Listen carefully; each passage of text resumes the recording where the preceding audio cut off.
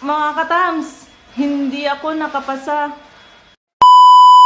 Masayang araw mga katams! For this video ay papunta na nga ako ngayon ng Angeles City sa may RCC. Dinala ko na pala ang aking mga requirements para kung sakaling nakapasaman ako sa kanilang entrance exam ay dire-diretso na ako magpapa-enroll sa MAED. At ito nga, andito na ako sa Balibago at medyo traffic dito sa oras na ito. Buti na lang, hindi gaanong mainit ang panahon. Fast forward, andito na nga ako sa may RCC, sa may 3rd floor.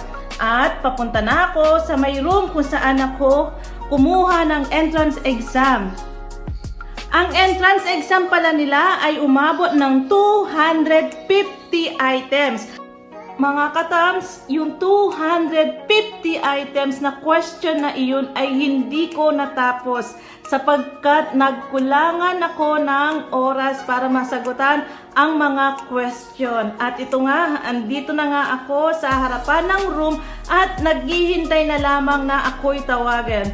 At marami ngang mga estudyante dito na naghihintay ng result. At ito nga, tapos na akong tawagan dito at pinababa na ako para mag-proceed sa register at mag-enroll na at kumuha ng mga subject na kailangan i-enroll sa MAED. At ito nga, naka-enroll na ako at 3 subject ang aking nakuha na may katumbas na 9 units.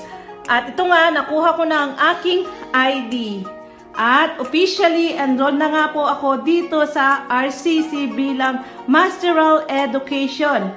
At ito nga rin ang araw ng pag-e-enroll ni Lyris sa kanyang paaralan. At pagkatapos nga namin dito sa RCC, ay didiretso kami kung saang school nag-aaral ang aking anak. At ito nga, andito na kami sa paaralan kung saan pumapasok si Lyris. Dito ay lumalaban o sumisigaw ng aking tiyan dahil hindi pa nga ako nag-aalmusal.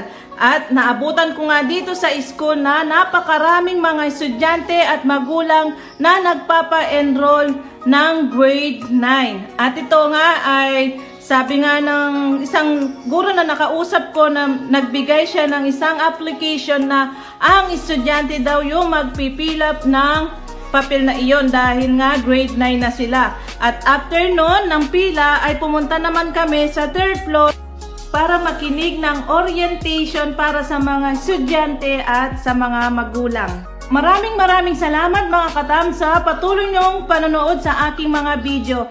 God bless po!